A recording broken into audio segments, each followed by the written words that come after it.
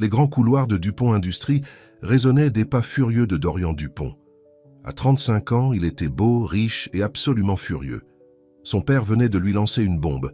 Il devait épouser Victoria Leclerc dans les 3 mois, où il perdrait sa place dans l'entreprise. « Vous ne pouvez pas me faire ça !»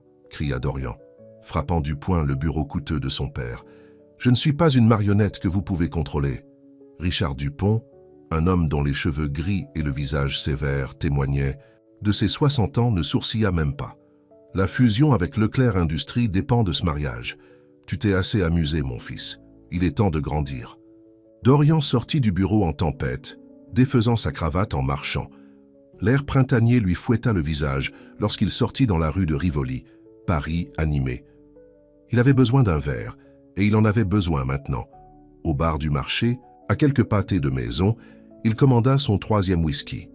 La foule de l'après-midi était clairsemée, seulement quelques habitués et une femme en vêtements miteux assise au bout du bar. Elle attira son attention, car elle semblait déplacée. Malgré son manteau usé et ses cheveux en désordre, elle était assise avec une posture impeccable et sirotait de l'eau avec une élégance surprenante. Un autre, appela Dorian au barman, son esprit bouillonnant de moyens d'échapper à ce mariage arrangé. Son père avait toujours contrôlé sa vie, décidant de son école, de sa carrière et maintenant de ça. Il en avait assez. La femme en vêtements miteux se leva pour partir, mais elle trébucha. Sans réfléchir, Dorian tendit la main pour la soutenir. Leurs regards se croisèrent et pendant un instant, il fut frappé par la couleur bleue de ses yeux. « Merci » dit-elle doucement, sa voix cultivée malgré son apparence. Et c'est là que l'idée lui vint. C'était fou, imprudent et absolument « Parfait, attendez », appela-t-il. « Voulez-vous gagner de l'argent ?» La femme se retourna, les yeux se rétrécissant de suspicion. « Excusez-moi, j'ai besoin d'une femme », dit Dorian, l'alcool le rendant audacieux. « Une femme temporaire. Juste assez longtemps pour me débarrasser de ma famille. Je vous paierai bien. » Elle rit, mais ce n'était pas un son joyeux. « Vous êtes ivre. »« Je suis sérieux. 5 millions d'euros. Tout ce que vous avez à faire, c'est m'épouser et jouer le rôle pendant 1 an. Ensuite, nous divorçons, vous obtenez l'argent et j'obtiens ma liberté. » La femme le fixa longuement. Quelque chose scintilla dans ses yeux. Était-ce le désespoir, le calcul ? « Vous êtes fou, dit-elle, mais elle ne s'éloigna pas. « Je suis riche et je suis désespéré, répondit Dorian. « Qu'en dites-vous ? Vous voulez être Madame Dupont pendant 1 an ?» Elle jeta un coup d'œil autour du bar, puis de nouveau sur lui. « Vous ne connaissez même pas mon nom. Alors dites-le-moi. »« Céleste, » dit-elle après une pause. « Céleste. Smith. » Il ne remarqua pas son hésitation sur le nom de famille. Il était trop occupé à faire signe au barman. « Nous devons célébrer. Ma nouvelle fiancée et moi allons nous marier aujourd'hui. » Ce que Dorian ne savait pas, c'est que de l'autre côté de la ville, dans un appartement de luxe avec vue sur le jardin du Luxembourg, Grégoire de Montaigne fixait une photo. Elle montrait une version plus jeune de la femme du bar, vêtue de vêtements de haute couture, ses yeux bleus scintillant de joie. Le titre ci-dessous disait « Héritière de Montaigne toujours portée disparue après 3 ans. »« Monsieur, » dit son assistante en entrant dans le bureau, « nous avons peut-être retrouvé sa trace. » Grégoire de Montaigne sourit, mais ce n'était pas une expression bienveillante. « Enfin, dit-il en touchant la photo, il est temps de rentrer à la maison, Céleste. » De retour au bar, Dorian entraînait déjà Céleste vers la sortie. « Le palais de justice de Paris ferme dans 1 heure. Nous pouvons encore y arriver. »« Attendez, » dit Céleste en reculant. « Vous ne voulez pas d'un contrat de mariage ou quelque chose comme ça ?» Dorian rit. « Vous êtes une mendiante. Que pourriez-vous bien me prendre ?» Ces mots reviendraient le hanter plus tôt qu'il ne le pensait. Car si Céleste avait l'air de ne rien avoir, elle valait en réalité des milliards, et elle était sur le point de transformer le simple plan de vengeance de Dorian en quelque chose de beaucoup plus compliqué. Dans le taxi qui les emmenait au palais de justice de Paris, l'esprit de Céleste était en ébullition. Elle avait passé 3 ans à se cacher de son passé, à faire des petits boulots, à dormir dans des chambres bon marché, à faire tout ce qu'il fallait pour rester invisible. Maintenant, en un moment de folie, elle était sur le point de revenir sur le devant de la scène de la pire manière possible. Mais elle était désespérée. Son argent était en train de s'épuiser et elle avait besoin d'une nouvelle identité, d'une nouvelle protection. Peut-être qu'être Madame Dupont pourrait lui donner ça. Ce à quoi elle ne s'attendait pas. C'est à la façon dont son cœur allait s'emballer lorsque Dorian lui prit la main pour lui glisser la bague bon marché qu'ils avaient achetée à un vendeur de rue. Elle ne s'attendait pas à la chaleur qui se répandit en elle lorsqu'il lui sourit, ivre et heureux de son plan. Et elle ne s'attendait certainement pas à se sentir coupable des mensonges qu'elle lui disait déjà. La cérémonie fut rapide et simple. Le témoin était un concierge qu'ils avaient attiré du couloir. Lorsque le juge les déclara mari et femme, Dorian les surprit tous les deux en l'embrassant. Ce fut bref, mais cela laissa Céleste sans souffle et terrifiée, car pendant un instant, elle oublia que c'était tout faux. « Prête à rencontrer la famille, Madame Dupont ?» demanda Dorian en sortant du palais de justice de Paris. Céleste serra son sac à main qui contenait ses seuls effets personnels, y compris un téléphone jetable avec un seul numéro enregistré pour les urgences. « Aussi prête que je le serai jamais », dit-elle en essayant de sourire. Ce que ni l'un ni l'autre ne savaient, c'est que leur mariage impulsif était sur le point de bouleverser la haute société parisienne, d'exposer des secrets dangereux et de les forcer tous les deux à répondre à une question cruciale. Que se passe-t-il lorsqu'un mariage de convenance se transforme en quelque chose de réel et potentiellement mortel? Le château de Fontainebleau se dressait comme un château contre le ciel du soir. Céleste le regarda par la vitre de la voiture, le cœur battant.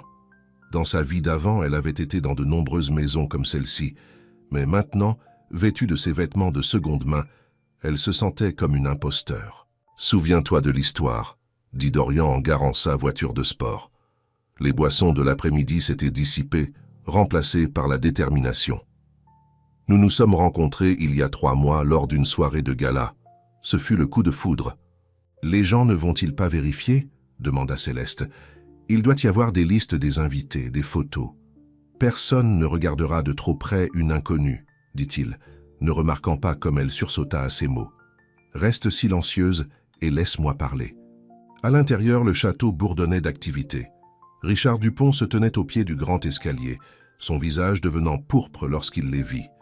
À côté de lui, Victoria Leclerc, la fiancée de Dorian, semblait prête à exploser.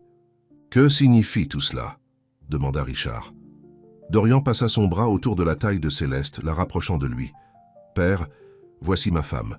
Nous nous sommes mariés cet après-midi. » Le silence qui suivit fut assourdissant.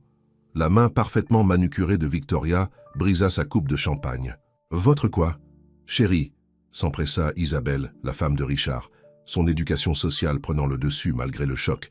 « Peut-être devrions-nous en discuter en privé ?» Mais Dorian était lancé. « Rien à discuter. Je suis un homme marié maintenant. La fusion devra trouver un autre moyen. »« Imbécile !» Richard attrapa le bras de Dorian, l'écartant. « As-tu une idée de ce que tu as fait ?»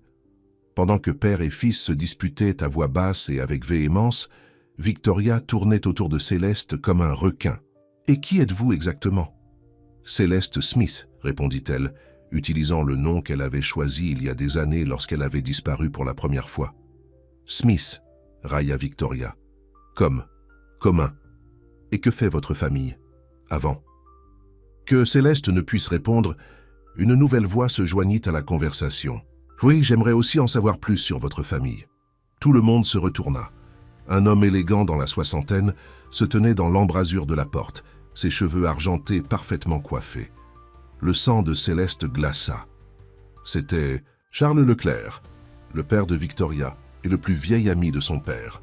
Leurs regards se croisèrent, et pendant un instant, Céleste vit la reconnaissance scintiller dans son visage.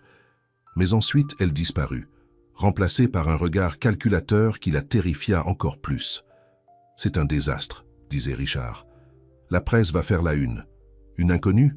Une mendiante? C'est ma femme, » lança Dorian, et quelque chose dans sa voix fit que Céleste se retourna pour le regarder. Il semblait soudain différent, protecteur presque. « Pas pour longtemps, » siffla Victoria. « J'aurai mes avocats, vous ne ferez ?»« Rien, » interrompit Charles calmement.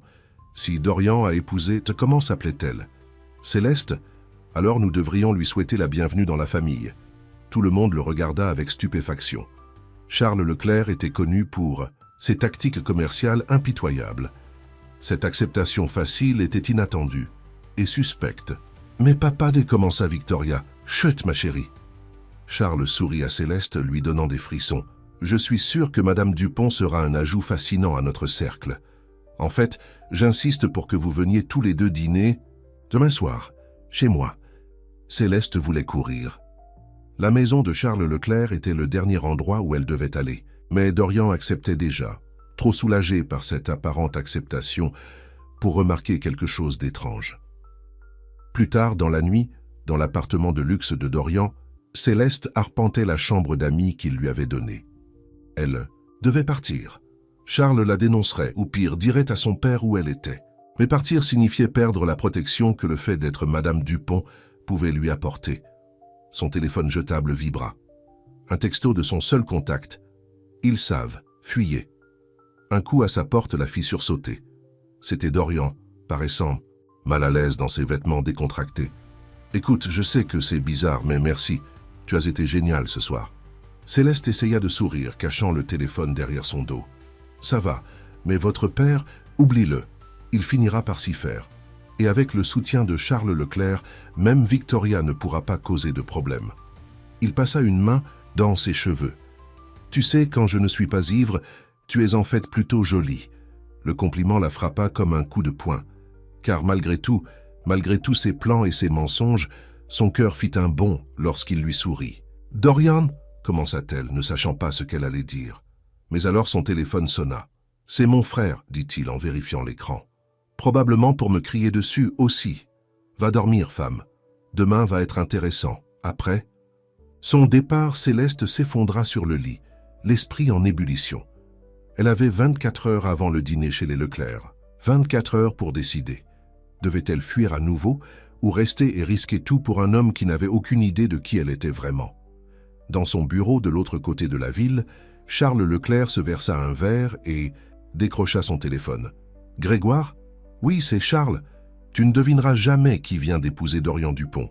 Ta fille est en vie et elle vient de faire une très grosse erreur. » Le matin arriva trop tôt dans l'appartement de luxe de Dorian. Céleste se réveilla au son de voix dans le salon. Elle reconnut celle de Dorian, mais l'autre était inconnue, profonde et en colère. « Êtes-vous complètement fou ?» disait l'étranger. « Une femme de la rue? À quoi pensiez-vous ?»« Bonjour, frère, » répondit Dorian, ayant l'air fatigué. « Voulez-vous crier un peu plus fort? Je ne crois pas que le concierge vous ait entendu. » Céleste se faufila près de sa porte, écoutant. Ce devait être Antoine Dupont, le frère aîné de Dorian. Elle avait entendu parler de lui. Le responsable, le fils parfait. Ce n'est pas une blague, Dorian. Cette femme pourrait être n'importe qui. Une chasseuse d'or, une escroc. C'est ma femme, dit Dorian fermement. Et elle reste. Nous verrons ça. J'ai déjà appelé nos enquêteurs.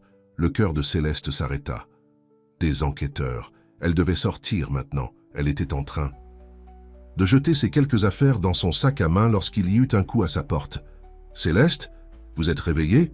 Nous devons aller faire du shopping. »« Du shopping ?»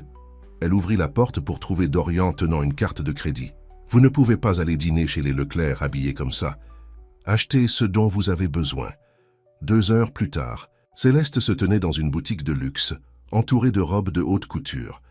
La vendeuse, qui l'avait initialement regardée avec dédain, la couvrait maintenant de flatterie, grâce à la carte de platine de Dorian. « La bleue ?» dit soudain Dorian. Il avait insisté pour venir, prétendant qu'il devait s'assurer qu'elle avait l'air du rôle. « Elle s'accorde avec vos yeux. » La robe était magnifique et étrangement similaire à celle qu'elle portait dans sa vie d'avant. Elle se détourna, clignant des yeux pour retenir ses larmes. « C'est trop. Rien n'est trop pour Madame Dupont. » Cela la fit le regarder. Il l'observait avec une expression étrange, comme s'il essayait de comprendre quelque chose. « Pourquoi ? » « M'as-tu vraiment épousé ?» demanda-t-elle doucement. « Tu sais pourquoi, pour narguer mon père. »« Non. » Elle secoua la tête. « Pourquoi moi ?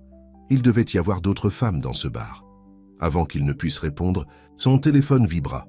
Il le vérifia et fronça les sourcils. « C'est Antoine encore, va chercher la robe, je te rejoins à la caisse. » Ce soir-là, alors que leur voiture s'approchait du château de Fontainebleau, Céleste se sentit malade. Elle avait passé 3 ans à éviter des endroits comme celui-ci, des gens comme ceux-là. Et la voilà, entrant directement dans la gueule du loup. Charles Leclerc les accueillit lui-même à la porte. « Ah, les jeunes mariés. Céleste, vous me semblez familière. Nous sommes-nous déjà rencontrés ? » « Je ne crois pas, » dit-elle rapidement. Trop rapidement. À l'intérieur, la salle à manger brillait de cristal et d'argent, Victoria était là ainsi qu'Antoine Dupont et sa femme. La tension était palpable, assez épaisse pour être coupée avec les couteaux à beurre coûteux. « Alors, Céleste, » dit Charles alors que le premier plat était servi, « parlez-nous de votre famille. »« Ils sont morts, » dit-elle sèchement, utilisant le mensonge qu'elle répétait depuis des années. « Il n'y a que moi. »« Comme c'est pratique, » murmura Victoria. « Allez, allez, » sourit Charles. « Nous avons tous des secrets, n'est-ce pas? » Par exemple, saviez-vous, Dorian, qu'il y a un mystère fascinant dans la haute société parisienne? La disparition de Céleste de Montaigne. La cuillère de Céleste heurta son assiette. Dorian sembla confus. Qui? L'héritière de Montaigne. Disparue il y a 3 ans, laissant derrière elle une fortune valant des milliards. Certains disent qu'elle est morte, d'autres disent qu'elle se cache. Les yeux de Charles se fixèrent sur Céleste. Elle avait des yeux bleus saisissants. Tout comme les vôtres, ma chère. Comme c'est intéressant, réussit à dire Céleste, le cœur battant. Très. En fait, j'ai une vieille photo. Charles fouilla dans sa veste. Soudain, les lumières s'éteignirent. Dans l'obscurité, quelqu'un cria. Lorsque les lumières se rallumèrent quelques secondes plus tard, Charles fixait une chaise vide. Céleste avait disparu. Mais qu'est-ce que... Dorian se leva. Où est ma femme? Mais Céleste courait déjà à travers le jardin, ses talons s'enfonçant dans l'herbe humide. Elle avait prévu cette voie d'évasion dès leur arrivée. Les vieilles habitudes ont la vie dure. Derrière elle, elle entendit des voix appeler son nom, la voix de Dorian. Elle voulait s'arrêter, expliquer, mais elle ne le pouvait pas, parce que maintenant, ils sauraient tous. Les enquêteurs découvriraient tout, et quand ils le feraient, elle et Dorian seraient tous deux en danger. Son téléphone jetable vibra lorsqu'elle atteignit la rue.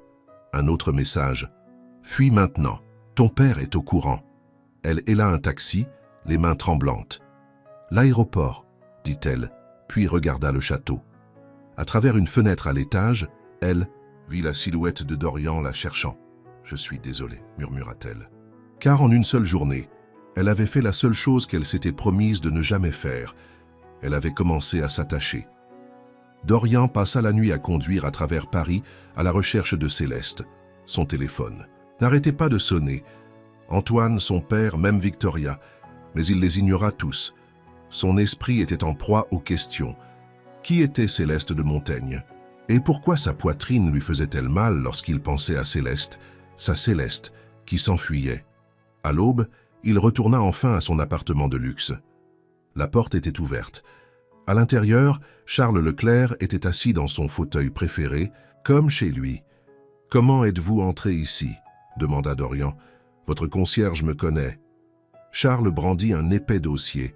« Nous devons parler de votre femme. Ex-femme, bientôt, » dit Antoine, sortant de l'ombre. Les avocates travaillèrent déjà sur le divorce. Dorian arracha le dossier des mains de Charles. À l'intérieur se trouvèrent des photos, des dizaines. Céleste lors de soirées de gala, Céleste lors d'événements mondains. Céleste debout à côté de Grégoire de Montaigne, l'un des hommes les plus riches de France. Céleste de Montaigne, dit Charles calmement. Fille unique de Grégoire de Montaigne, héritière de la fortune Montaigne. Et ma filleule. Dorian s'effondra sur le canapé. Pourquoi a-t-elle fui? C'est là que ça devient intéressant. Charles sourit froidement. Il y a 3 ans, elle a découvert quelque chose qui pourrait détruire nos 2 familles. Au lieu de l'utiliser, elle a disparu. Nous la cherchons, et puis, qu'a-t-elle découvert? Cela ne vous regarde pas. Ce qui compte, c'est d'obtenir l'annulation de ce mariage avant... Non. Dorian se leva. Je veux l'entendre d'elle. Ne sois pas stupide, lança Antoine. C'est une menteuse, elle t'a utilisé, peut-être. Mais Dorian ne pouvait pas oublier le regard qu'elle lui avait lancé dans la boutique, la vulnérabilité dans ses yeux, lorsqu'elle avait demandé pourquoi il l'avait choisi. Il y avait plus à cette histoire. De l'autre côté de la ville, dans une chambre de motel bon marché, Céleste faisait à nouveau ses bagages. Elle avait fait ça tant de fois auparavant. Prendre l'essentiel, laisser le reste disparaître. Mais cette fois était différente. Cette fois, ses mains tremblaient constamment. Son téléphone vibra. Pas le téléphone jetable, son nouveau téléphone. Le numéro de Dorian s'afficha sur l'écran. Après 5 sonneries, elle répondit. « Ne raccroche pas, » dit-il rapidement. « S'il te plaît, je ne peux pas te parler. Alors, écoute juste, je sais qui tu Est-ce Céleste de Montaigne? Je sais que tu es riche, probablement plus riche que moi. Donc tu ne cherchais pas mon argent. Dis-moi pourquoi. Pourquoi as-tu accepté de m'épouser? Des larmes coulèrent sur son visage. J'avais besoin de protection, d'une nouvelle identité. Être Madame Dupont, ça semblait parfait. Protection contre quoi? Elle ferma les yeux. Dorian, si je te le dis, tu seras également en danger. Je suis déjà en danger, n'est-ce pas? Charles Leclerc est assis dans mon salon en ce moment. Ton père est probablement en route. Quoi qu'il en soit, laisse-moi t'aider. Tu ne peux pas, et c'est moi. Elle prit une profonde inspiration. Il y a 3 ans, j'ai trouvé des documents. La preuve que Leclerc Industries et Dupont Industries n'étaient pas seulement des entreprises. C'étaient des façades. Ton père, Charles Leclerc, mon père, ils blanchissent de l'argent depuis des années, des milliards de dollars. Et lorsque j'ai menacé de les dénoncer, ils ont essayé de te tuer, termina Dorian, la voix dure. Ils ont fait croire à un accident. Si mon agent de sécurité ne m'avait pas prévenu, elle s'essuya les yeux. Je cours depuis. Où es-tu? Je ne peux pas te le dire. Céleste, s'il te plaît, tu es ma femme. Elle rit amèrement. Une femme que tu as épousée pour narguer ton père. Peut-être au début, mais maintenant, il fit une pause. Je crois que je suis en train de tomber amoureux de ma femme. Il se redressa. Je suis garé devant le motel du lac. Chambre 115, non? Son cœur s'arrêta. Elle courut à la fenêtre et tira le rideau. Il était là, appuyé contre sa voiture, le téléphone à l'oreille. Comment m'as-tu trouvé? Tu as utilisé ma carte de crédit pour acheter cette robe. Le reçu portait ta signature, ta vraie signature. La signature de Céleste de Montaigne. J'ai une bonne mémoire des détails. Il leva les yeux vers sa fenêtre. Rentre à la maison. Nous les combattrons ensemble. Ils vont nous tuer tous les deux. Laisse-les essayer. Sa voix s'adoucit. Tu sais ce qui est drôle? Lorsque je suis entré dans ce bar, je cherchais un moyen de détruire les plans de mon père. Au lieu de ça, j'ai trouvé quelqu'un pour qui ça vaut la peine de se battre. Céleste appuya son front contre le verre froid. Ce n'est pas un conte de fées, Dorian. Les méchants n'abandonnent pas comme ça. Non, mais parfois ils perdent. J'ai aussi des preuves. Des dossiers de chaque transaction illégale qu'Antoine a faite depuis qu'il a repris les finances de l'entreprise. Nous pouvons tous les dénoncer. Sa main se serra sur le téléphone. Pourquoi ferais-tu ça? Cela détruirait ta famille. Il est peut-être temps que nos 2 familles soient confrontées à la justice. Il se redressa. J'arrive. Tu peux soit repartir, soit rester et te battre. Mais j'espère que tu resteras. Parce que je crois que je suis en train de tomber amoureux de ma femme. Céleste ouvrit la porte de la chambre de motel avant que Dorian ne puisse frapper. Ils se regardèrent longuement, tous deux conscients que tout avait changé. « Nous devons agir vite », dit Dorian en entrant dans la chambre. « Charles est probablement déjà en train de pister ma voiture. J'ai une planque, » répondit Céleste en attrapant son sac. « Mais nous devrons jeter ton téléphone, ils peuvent le tracer. » Comme sur commande, le téléphone de Dorian sonna. Le nom d'Antoine s'afficha sur l'écran.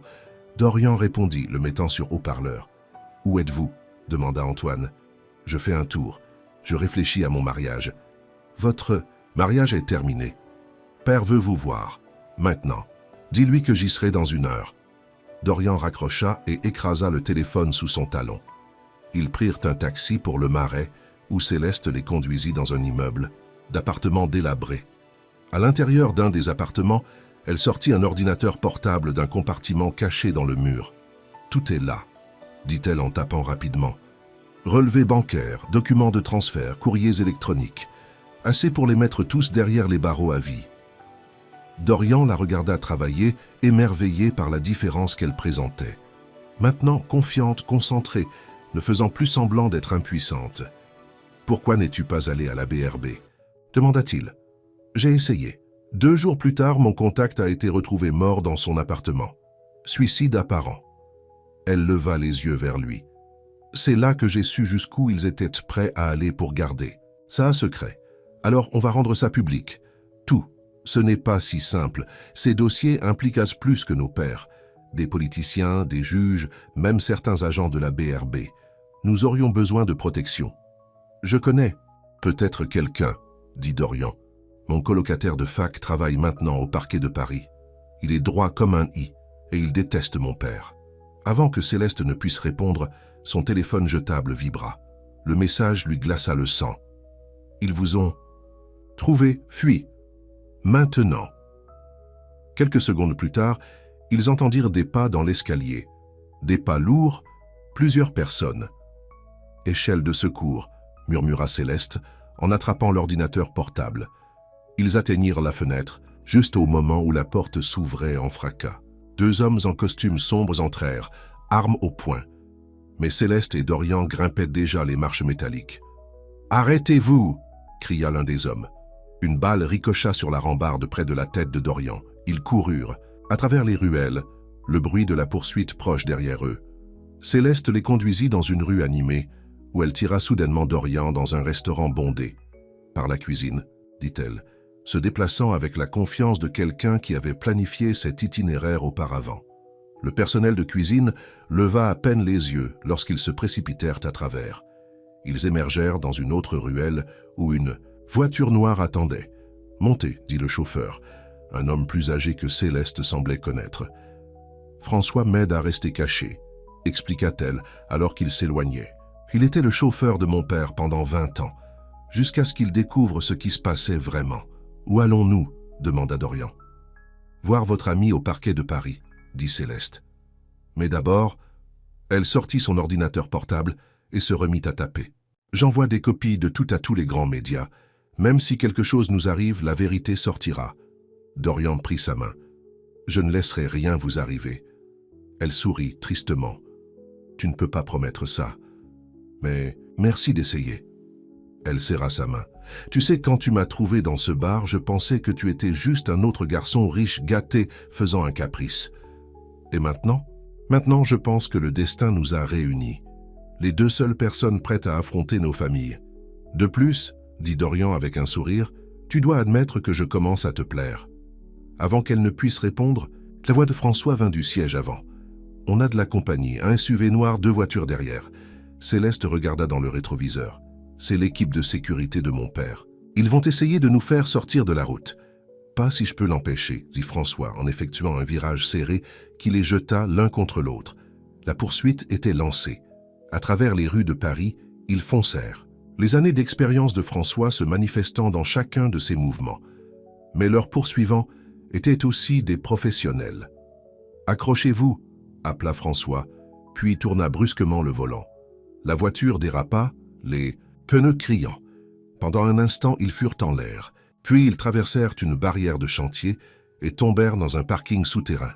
« Tout le monde dehors » ordonna François. « Il y a une sortie de service de l'autre côté. Allez, je vais les retenir. » « François ? Non, commença Céleste. « J'ai vécu une longue vie, mademoiselle de Montaigne.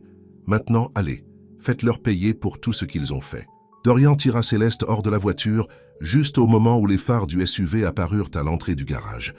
Ils coururent vers la porte de service, le crissement des pneus et les coups de feu résonnant derrière eux. « François, » murmura Céleste, les larmes aux yeux. « Il nous a donné une chance, » dit Dorian doucement. « Ne la gâchons pas. » Ils émergèrent dans une rue calme, tous 2 essoufflés. Au loin, des sirènes hurlaient. « Votre ami au parquet de Paris, » dit Céleste. « Combien de temps lui faut-il pour arriver ?» Dorian sortit le téléphone jetable qu'elle lui avait donné plus tôt.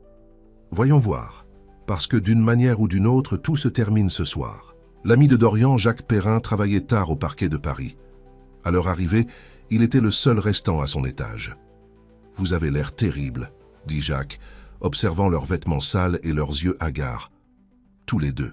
« Nous avons besoin de protection, » dit Dorian. « Et nous avons des preuves de crimes financiers massifs. » Jacques verrouilla la porte de son bureau. « Montrez-moi. » Céleste ouvrit son ordinateur portable.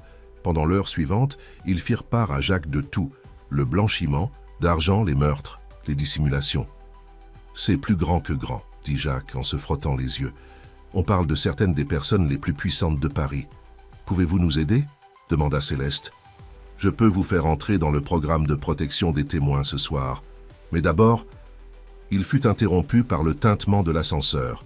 « Il est minuit passé, » dit Jacques lentement. « Personne d'autre ne devrait être là. » Ils éteignirent les lumières et s'accroupirent derrière le bureau de Jacques.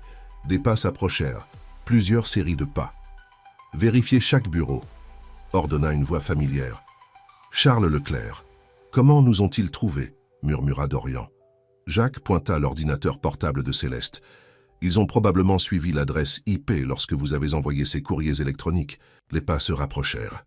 Jacques sortit son téléphone et commença à taper rapidement. « Que faites-vous » demanda Céleste. « J'appelle la cavalerie. » Le bouton de la poignée de la porte du bureau bougea, puis vint le bruit d'une clé dans la serrure. « L'agent de sécurité » marmonna Jacques. « Ils doivent l'avoir eu. » La porte s'ouvrit. La lumière inonda la pièce. « eh bien, dit Charles Leclerc en entrant dans le bureau. Derrière lui se tenait Grégoire de Montaigne, le père de Céleste. Les deux hommes portèrent des armes. « Céleste, dit Grégoire doucement, tu as causé assez de problèmes. C'est fini, père. » Céleste se leva, la voix ferme. « Les preuves sont déjà là-bas. Tu veux dire ces courriers électroniques ?» Charles leva son téléphone. « Notre équipe technique les a tous interceptés. Rien n'est passé. » Dorian se déplaça pour se tenir aux côtés de Céleste. « Vous ne pouvez pas tuer tout le monde. Quelqu'un parlera. Forcément, un jour. Vous tuez. » Grégoire rit. « Non, ma chérie. Vous allez tous les deux dans... C'est un hôpital privé. Effondrement nerveux sévère, une telle tragédie. Vous recevrez les meilleurs soins aussi longtemps que nécessaire. Vous voulez dire que vous allez nous droguer jusqu'à ce que nous ne puissions plus penser correctement ?» dit Céleste amèrement. « C'est pour votre bien. » Grégoire fit un pas en avant. « Tu es malade, Céleste. Tu es malade depuis la mort de ta mère. N'ose pas parler de maman, lança Céleste. Elle s'est suicidée parce qu'elle a découvert ce que vous étiez vraiment. » Jacques tendit lentement la main vers son tiroir de bureau, mais Charles vit le mouvement. « Les mains où je peux les voir, monsieur Perrin. »« C'est drôle, dit Charles, comme les choses se passent. Dorian, tu voulais te rebeller contre ton père? Eh bien, félicitations, tu as détruit l'héritage de ta famille. Vous l'avez détruit, répondit Dorian. Lorsque vous avez transformé nos entreprises en entreprises criminelles. Soudain, des sirènes hurlèrent dehors. Des lumières rouges et bleues scintillèrent à travers les fenêtres. « C'est impossible, dit Charles. Nous contrôlons la gendarmerie. Pas la BRB, sourit Jacques. Et je leur ai tout envoyé par texto pendant que nous nous cachions. » Grégoire leva son arme. « Alors je suppose que nous n'avons rien à perdre. Laissez tomber vos armes. » Une douzaine d'agents de la BRB firent irruption dans la porte, armes à la main. Ce qui suivit sembla se dérouler au ralenti. Grégoire tourna son arme vers Céleste. Dorian bondit en avant, la poussant hors du chemin. 2 coups de feu retentirent. Lorsque Céleste ouvrit les yeux, Charles et son père étaient tous deux menottés. Et Dorian était par terre, le sang se répandant sur sa chemise. « Non, non, non !» Elle berça sa tête sur ses genoux. « Reste avec moi, s'il te plaît. » Ses yeux s'ouvrirent. « Vas-tu bien, imbécile » sanglota-t-elle. « Pourquoi as-tu fait ça ?»« Parce que... » toussa-t-il. « Je suis vraiment tombé amoureux de ma femme. » Les ambulanciers arrivèrent en courant. Alors qu'ils chargèrent Dorian sur une civière, Céleste serra sa main. « N'ose pas mourir sur moi, murmura-t-elle. Nous avons encore beaucoup à faire. » Comme quoi, réussit-il à demander. Comme avoir un vrai mariage. Un où je porte du blanc au lieu de vêtements de seconde main. Il sourit faiblement. « Est-ce une demande en mariage, Madame Dupont ?» C'est une promesse. Les portes de l'ambulance se refermèrent et elles filèrent dans la nuit. Derrière eux, la BRB conduisit Charles Leclerc et Grégoire de Montaigne à travers une foule de journalistes. Leur empire s'effondrait, mais Céleste s'en fichait. Tout ce qui comptait, c'était l'homme qui lui tenait la main, se battant pour sa vie. 2 semaines passèrent à l'hôpital Necker-Enfants Malades, Paris. Dorian survécut à l'opération, mais resta dans un état critique. Céleste ne quitta jamais ses côtés, dormant sur une chaise inconfortable et vivant au café de l'hôpital. Victoria apparut une fois, vêtue de noir comme une veuve. « J'espère que tu es heureuse » cracha-t-elle à Céleste.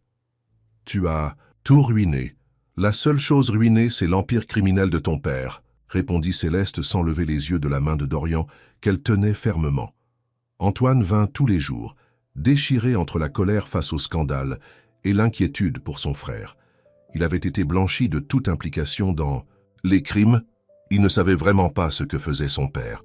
« Les actions de la société ne valent rien, » dit-il à Céleste un soir. « Tout ce que notre famille a construit, alors construisez quelque chose de mieux, dit-elle, quelque chose d'honnête. » Les nouvelles étaient pleines du scandale. Les arrestations de Charles Leclerc et de Grégoire de Montaigne avait révélé des décennies de corruption. D'autres arrestations suivirent. Juges, politiciens, chefs d'entreprise. Tout le système pourri s'effondrait. Un matin, Céleste se réveilla et trouva Dorian, la regardant. « Tu as l'air terrible », murmura-t-il. Elle rit à travers ses larmes. « Essaie de dormir sur une chaise d'hôpital pendant 2 semaines. Pourquoi n'es-tu pas rentré chez toi ?»« Parce que la maison est là où tu es. » Elle toucha son visage. « Même si c'est une chambre d'hôpital. » Il essaya de s'asseoir mais grimaça. « Ont-ils eu mes parents? Ils sont tous en prison. Pas de caution. Trop de risques qu'ils fuient le pays. » Elle l'aida à siroter de l'eau. Les preuves étaient accablantes une fois que la BRB s'est impliquée. Et les entreprises, dans le chaos. Mais Antoine essaie de sauver ce qu'il peut. Il travaille avec les autorités, ses parents, les activités légitimes des opérations criminelles. Dorian ferma les yeux. « Je n'arrête pas de penser à ce jour au bar, comme j'étais fou de me marier avec une étrangère. »« Tu n'étais pas fou, » dit Céleste doucement. « Tu étais courageux. Tu as fait ce que je n'ai jamais pu faire, t'opposer ouvertement à ta famille. Je l'ai fait pour les mettre en colère. Mais ensuite, je suis tombé amoureux de ma fausse femme, qui s'est avérée réelle après tout. » Une infirmière entra pour vérifier ses constantes vitales. « Beaucoup mieux aujourd'hui, monsieur Dupont. Le médecin pense que vous pouvez rentrer chez vous la semaine prochaine. » Après son départ, Dorian se tourna vers Céleste. « Où est la maison maintenant ? Nos 2 maisons sont probablement pleines d'agents de la BRB. J'ai un petit appartement à Montmartre, Paris. Rien de luxueux, mais c'est propre. Et sûr. Une héritière milliardaire à Montmartre, Paris. Ancienne milliardaire, corrigea-t-elle. La majeure partie de la fortune de Montaigne était de l'argent sale. Tout a été gelé. Pareil pour la fortune Dupont. Il serra sa main. Nous allons peut-être devoir travailler pour gagner notre vie. Choquant. Elle sourit. Heureusement, j'ai de l'expérience dans la pauvreté. À propos de ça. Il remua mal à l'aise. Tous ces mois où tu as couru, tu t'es caché, tu as fait des boulots horribles. Je suis tellement désolé. Ne le sois pas. Cela m'a appris ce qui compte vraiment. Elle se pencha et l'embrassa doucement. Et cela m'a mené à toi. Une semaine plus tard, ils emménagèrent dans l'appartement de Céleste à Montmartre, Paris. C'était minuscule par rapport à leurs anciennes maisons, mais cela semblait plus réel d'une certaine manière, plus honnête. Ils suivirent les procès à la télévision. Richard Dupont, Charles Leclerc et Grégoire de Montaigne plaidèrent tous coupables en échange de peines réduites. Les preuves étaient trop solides pour se défendre. 30 ans, dit Dorian lorsque la sentence de son père fut annoncée. Il sera un vieil homme lorsqu'il sortira. « Vas-tu bien » demanda Céleste. « Je ne sais pas. C'était un père terrible, mais c'était quand même ton père. » Elle comprenait parfaitement. Elle ressentait la même chose pour son propre père. Ce soir-là, ils s'assirent sur leur petit balcon, regardant le pont Alexandre III au loin. La ville semblait différente maintenant, plus propre d'une certaine manière, malgré le scandale. « Que faisons-nous maintenant » demanda Céleste. « Nous sommes fauchés, au chômage, et nos noms sont dans la boue de la haute société parisienne. Maintenant » Dorian la serra dans ses bras. « Maintenant, nous vivons, pour de vrai cette fois. Plus de prétentions, plus de mensonges. Tu veux toujours être mariée avec moi, même sans l'argent et le statut. Je veux être mariée avec toi parce que tu es courageuse, forte, et tu me donnes envie d'être meilleure. » Il l'embrassa sur le front. « L'argent n'a jamais compté. »« Tant mieux, sourit-elle, parce que j'ai une confession. J'ai postulé pour un emploi aujourd'hui. »« Tu l'as fait ? » ?»« Où ? » ?»« Une petite société d'investissement, dans le quartier de la Défense, Paris. Ils ont besoin de quelqu'un qui sait repérer la fraude financière. Il s'avère que grandir auprès de criminels en col blanc vous donne un ensemble de compétences uniques. » Dorian rit. « Ma femme, l'enquêtrice en fraude. J'adore ça. » Puis il devint sérieux. « J'ai aussi pensé au travail. Et si nous créions notre propre entreprise ? Quelque chose de petit, mais d'honnête. Utiliser ce que nous savons, pour aider les autres entreprises à rester propres. Monsieur et Madame Dupont, consultants en éthique financière, pourquoi pas ? Nous avons vu de première main ce que la corruption fait aux familles, à la société. Peut-être pouvons-nous contribuer à l'empêcher. » Céleste le regarda pensivement. « Tu sais, quand je t'ai épousé, je pensais que c'était juste pour la protection, un moyen de me cacher. Et maintenant, Maintenant, je pense que c'était la première chose honnête que nous ayons faite tous les deux depuis des années. 6 mois passèrent. La petite société de conseil. Céleste et Dorian commençaient à se faire un nom. Ils étaient spécialisés dans l'aide aux petites entreprises pour mettre en place des mesures anti-fraude et leur expertise se répandait. Un matin, Antoine se présenta à leur bureau, un espace d'entrepôt converti qu'il partageait avec 3 autres startups. « Le conseil veut vous reprendre, Dorian, » dit-il sans préambule. « Vous deux, en fait. Ils pensent qu'avoir les lanceurs d'alerte aux commandes restaurerait la confiance du public. » Dorian regarda Céleste par-dessus leur bureau partagé. Elle hocha légèrement la tête. « Non, merci, dit Dorian à son frère. Nous faisons du bon travail ici. »« C'est fou !» explosa Antoine. « Vous travaillez dans un entrepôt ? Vous mangez le déjeuner dans des camions de restauration. Ce n'est pas ce que nous sommes. »« Peut-être que c'est ce que nous aurions dû être depuis le début, » répondit Dorian. Après le départ d'Antoine, Céleste trouva Dorian, sur le toit, regardant l'horizon du quartier de la Défense, Paris. « Est-ce que ça te manque ?» demanda-t-elle. « L'appartement de luxe, les fêtes, le pouvoir, parfois, admit-il. Mais ensuite, je me souviens du coup, les mensonges, les crimes, la peur constante de se faire prendre. » Il la serra dans ses bras. « C'est mieux, c'est réel. » Leur moment fut interrompu par le téléphone de Céleste. L'identifiant de l'appelant affichait la prison. « Bonjour, père, » dit-elle en mettant le haut-parleur. « Je suis libéré, » dit Grégoire de Montaigne, sans salutation. Bonne conduite sur population. Les avocats ont arrangé ça. La main de Céleste se serra sur celle de Dorian. « Quand ?»« La semaine prochaine. Je veux te voir. »« Pourquoi ?»« Parce que tu es ma fille. Et parce que j'ai une proposition. Les comptes à l'étranger, ceux que la BRB n'a jamais trouvés. Je peux te dire où ils sont.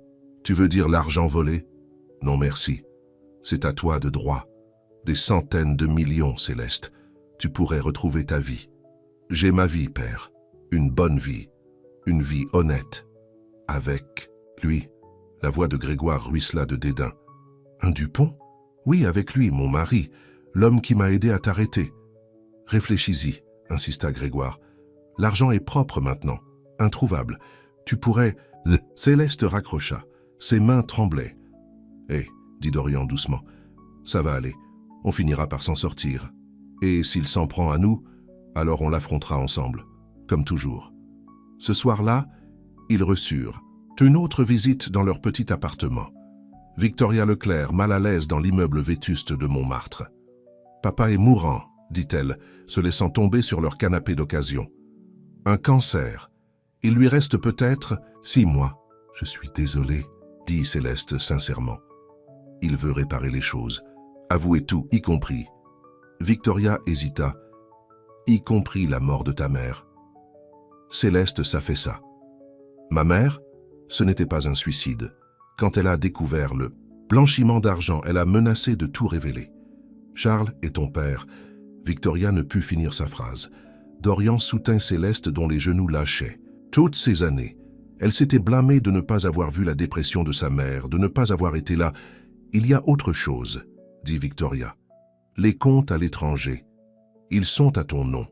Ta mère les a ouverts avant.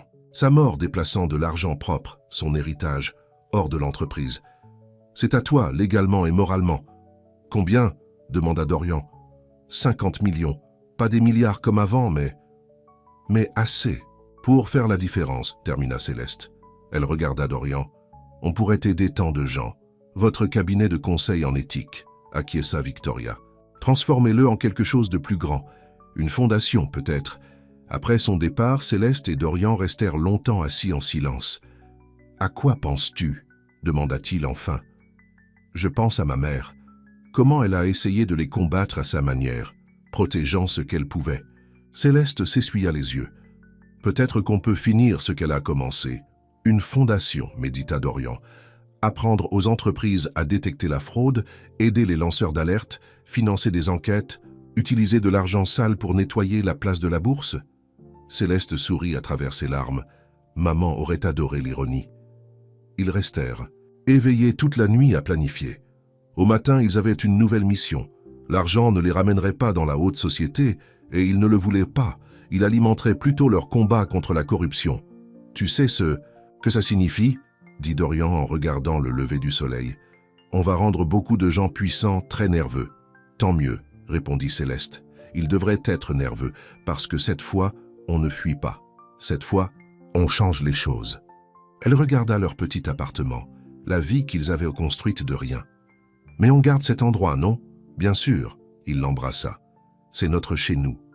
Grégoire de Montaigne n'était pas content des projets de sa fille concernant l'argent. Il se présenta à leur bureau sans prévenir, plus maigre après sa sortie de prison, mais pas moins dangereux. Une fondation? Railla-t-il. Tu dilapides ton héritage pour des inconnus? Je l'utilise pour combattre des gens comme toi, dit Céleste calmement. Maintenant, veuillez partir avant que j'appelle la sécurité. Tu es ingrate. Il fit un pas vers elle, mais Dorian s'interposa. Ça suffit, dit Dorian.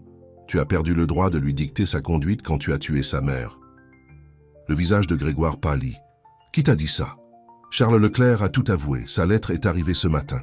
Céleste leva une enveloppe. Il est mourant, père, et il dit la vérité avant de mourir. Surtout. Tu ne peux rien prouver. La gendarmerie a rouvert le dossier de maman ce matin. Ils viennent pour toi.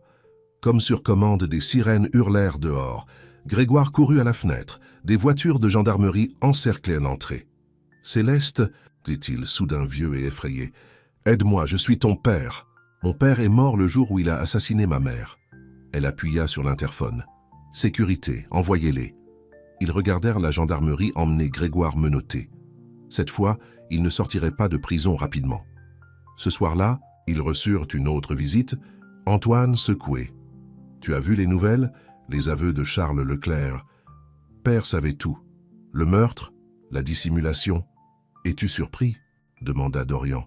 Non, oui, je ne sais pas. Antoine s'effondra sur leur canapé.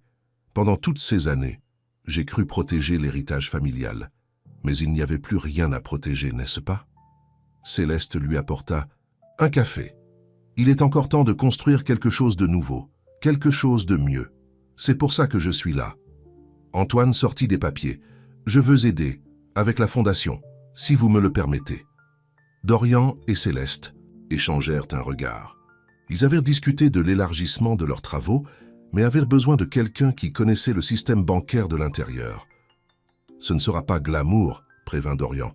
Pas de bureau de direction, pas de frais, de représentation. Tant mieux, dit Antoine. J'en ai assez du glamour, je veux un but. Au cours des semaines suivantes, la fondation Dupont de Montaigne pour l'éthique financière prit forme. Ils embauchèrent des enquêteurs, des avocats et des experts financiers. Leur première affaire concernait une petite entreprise familiale, contrainte de blanchir de l'argent pour une organisation criminelle. Tout comme nos pères ont commencé, dit Céleste alors qu'ils se préparaient pour le tribunal. Une petite entreprise à la fois, répandant la corruption. Mais on l'arrête, répondit Dorian. Une entreprise à la fois. Le travail de la fondation attira l'attention. D'autres lanceurs d'alerte se manifestèrent. Davantage d'affaires furent exposées. Ils se faisaient des ennemis, mais aussi des alliés. Un soir, Victoria appela. « Papa est mort, dit-elle. Il t'a laissé une lettre. » Les derniers mots de Charles Leclerc étaient des aveux complets et des excuses. Non seulement pour les crimes financiers, mais pour avoir détruit des vies, des familles et la confiance. « Je n'ai pas seulement volé de l'argent, écrivit-il. J'ai volé l'innocence. À ma fille, au garçon Dupont, à toi, Céleste. Ta mère avait raison. Certaines dettes ne peuvent jamais être remboursées. Mais peut-être que vous pouvez empêcher d'autres de payer le prix que nous avons payé. » Céleste lut la lettre sur leur balcon, les larmes coulant. Dorian la tenait, comprenant sa douleur. Ils avaient tous les deux perdu leur famille à cause de la cupidité, mais avaient trouvé quelque chose de plus précieux, la vérité, un but et l'un l'autre. La Fondation a approuvé 10 nouvelles affaires aujourd'hui, dit doucement Dorian.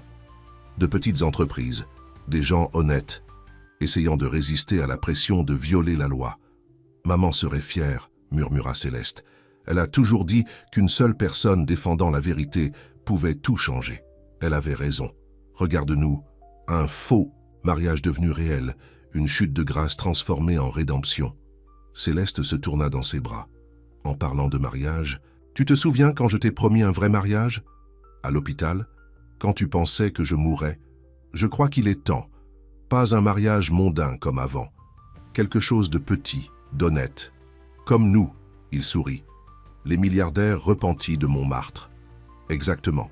Parce que toute cette fuite, toute cette peur et cette dissimulation m'ont mené à toi, à cette vie. Des sirènes de gendarmerie hurlèrent au loin. Probablement une autre arrestation dans l'enquête sur la corruption en cours. Mais sur leur petit balcon, Céleste et Dorian se tenaient l'un l'autre, sachant qu'ils étaient exactement là où ils devaient être.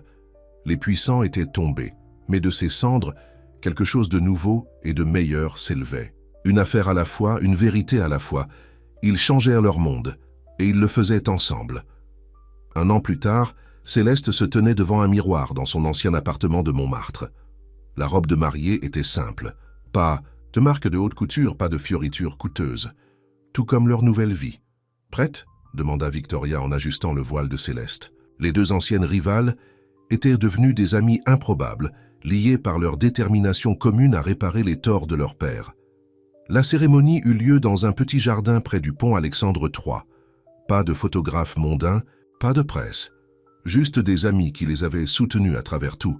Antoine était le témoin de Dorian. Il avait fait ses preuves à la Fondation, travaillant sans relâche pour aider d'autres lanceurs d'alerte à se manifester. Jacques, Perrin, le procureur qui les avait aidés ce soir-là, était assis au premier rang. Grâce à leur travail commun, des dizaines de dirigeants corrompus étaient maintenant derrière les barreaux. François était là aussi. Il avait survécu à la fusillade dans le parking et dirigeait maintenant l'équipe de sécurité de la Fondation. Son sourire fier rappelait à Céleste sa mère. Quand Dorian la vit descendre l'allée, ses yeux se remplirent de larmes. Ce n'était pas leur premier mariage, mais c'était le vrai. « Il y a un an, dit-il dans ses vœux, je t'ai épousée pour faire enrager ma famille. J'étais en colère, ivre et stupide, mais c'était la meilleure erreur de ma vie.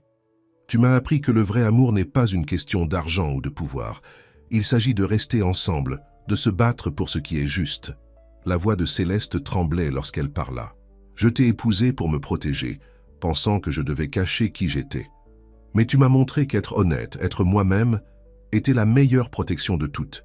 Tu n'es pas seulement mon mari, tu es mon partenaire, mon héros, mon chez-moi. » À la réception organisée dans leur entrepôt de bureau, Antoine tint son verre pour un toast. Quand tout ça a commencé, je pensais que Dorian avait perdu la raison.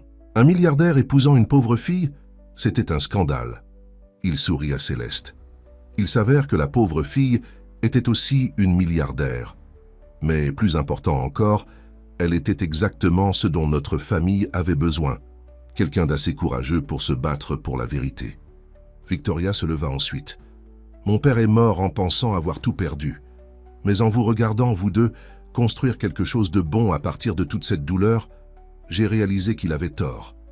Parfois, tout perdre est la façon de trouver ce qui compte vraiment. » Plus tard, dansant dans les bras de Dorian, Céleste vit ses invités se mêler, des dirigeants repentis avec des lanceurs d'alerte, des avocats avec des activistes, tous unis dans leur mission de lutte contre la corruption. « La Fondation a approuvé le financement de 20 nouvelles affaires aujourd'hui, » murmura Dorian à son oreille. « Des petites entreprises se défendant contre le blanchiment d'argent, des travailleurs dénonçant la fraude. Juste une autre journée au bureau, » sourit Céleste. En parlant de bureau, il la fit tourner doucement. Antoine a trouvé quelque chose d'intéressant dans les anciens dossiers de Dupont Industries. Un schéma de paiement à un sénateur qui bloque la réforme financière. La lune de miel devra attendre, on dirait bien. Il l'embrassa doucement. Ça te va? Plus que ça. Combattre la corruption avec mon mari, c'est mon idée de la romance. La musique changea pour leur chanson, celle qui jouait au bar du marché le jour où ils se sont rencontrés. Céleste posa sa tête sur l'épaule de Dorian, se souvenant de ce jeune homme en colère et de la femme désespérée qu'elle avait été. « Est-ce que ça te manque parfois ?» demanda-t-elle. « L'ancienne vie? Jamais. Ce n'était pas vivre, c'était juste exister. Ceci... » Il fit un geste autour d'eux vers leurs amis, leur travail, leur amour. « Ceci est réel. » Une jeune femme s'approcha d'eux, leur dernière cliente, une comptable qui avait découvert que son entreprise finançait le terrorisme. « Je suis désolé de vous interrompre, » dit-elle nerveusement, « mais je viens de recevoir un appel.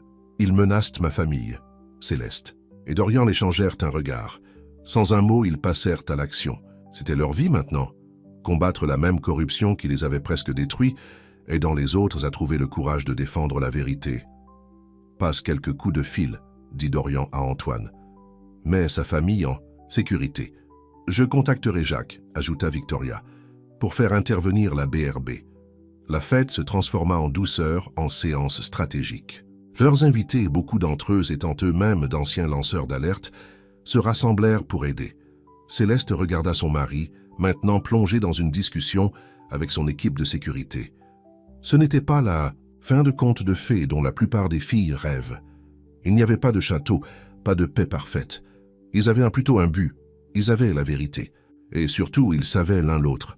« Prêt à sauver une autre vie ?» demanda Dorian en tendant la main. Céleste la prit, sentant son alliance, la vraie, attraper la lumière. « Toujours, » dit-elle, « ensemble, parce que, parfois, les plus belles histoires d'amour ne parlent pas de fuite vers un monde parfait. Elles parlent de trouver quelqu'un à combattre à ses côtés, quelqu'un avec qui construire un monde meilleur. Et c'est exactement ce qu'ils ont fait, une affaire, une vérité, une victoire à la fois. La pauvre fille et le milliardaire. La lanceuse d'alerte et le rebelle. Deux personnes qui se sont trouvées par hasard et sont restées ensemble par choix. Leur histoire n'était pas terminée. À bien des égards, elle ne faisait que commencer. Mais maintenant, ils l'affrontaient, comme ils affrontaient tout le reste, côte à côte, main dans la main, les cœurs battant à l'unisson. Fin.